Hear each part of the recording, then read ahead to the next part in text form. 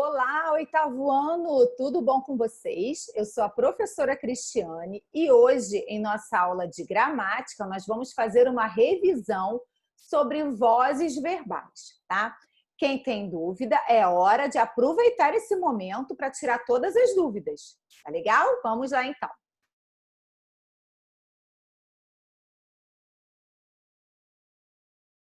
Todo mundo acompanhando, fazendo as anotações do caderno, que é fundamental. Atenção!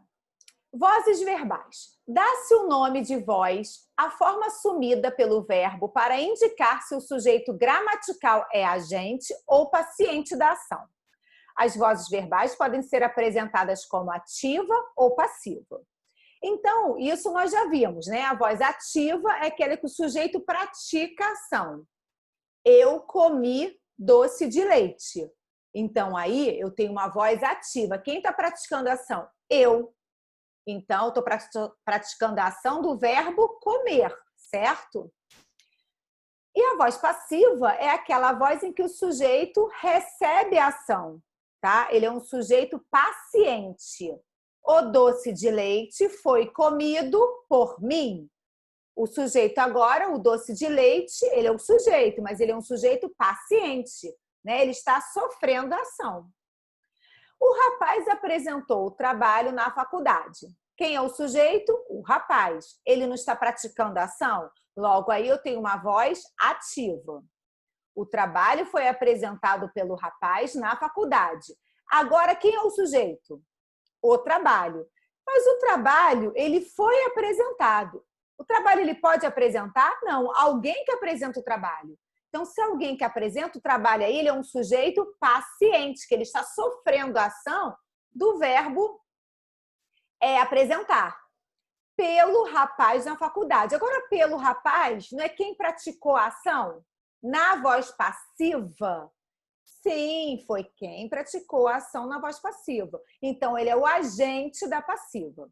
Na voz passiva, né, que essa daí é chamada voz passiva analítica, nós vamos ver isso mais para frente, essa diferença das vozes verbais na voz passiva, que ela tem passiva analítica e passiva sintética.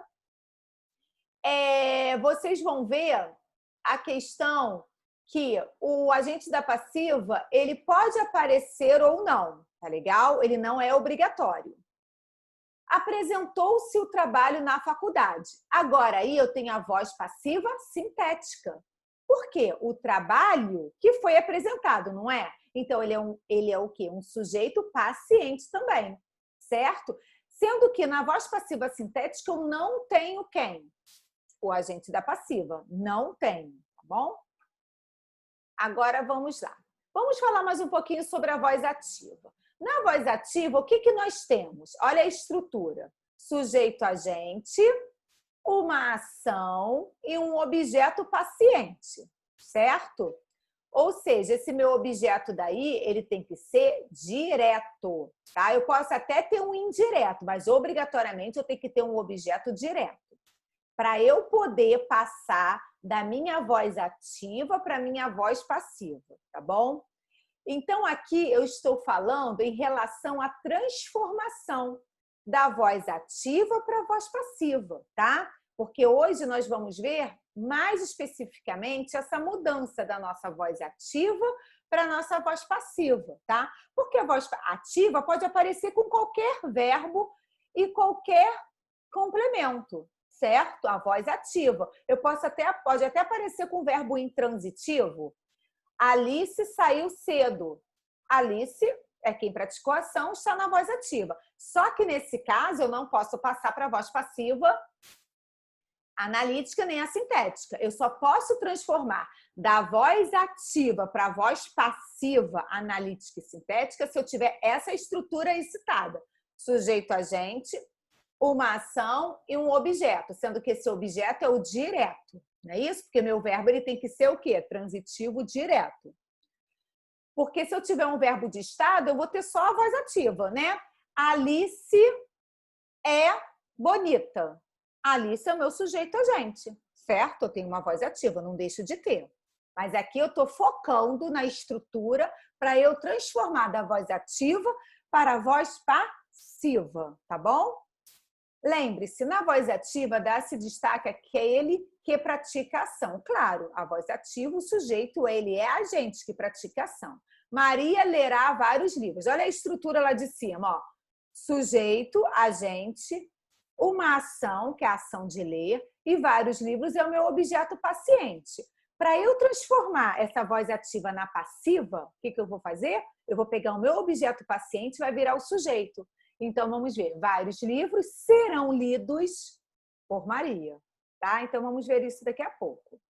Aqui, gente, a voz passiva. O verbo estará na voz passiva quando o sujeito for paciente, isto é, recebendo a ação expressa pelo verbo. Vários livros serão lidos por Maria. O que nós falamos anteriormente. Vários livros agora é um sujeito paciente. Tá bom? E a Maria, por Maria, é o agente da passiva, é quem está praticando a ação na voz passiva. A voz passiva pode ser formada através de dois processos, analítico e sintético.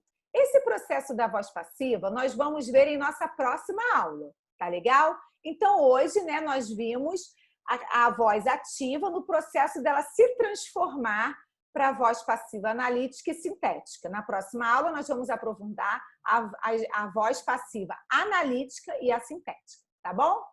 Um grande beijo a todos, 8º ano, e até a nossa próxima aula. Tchau, tchau!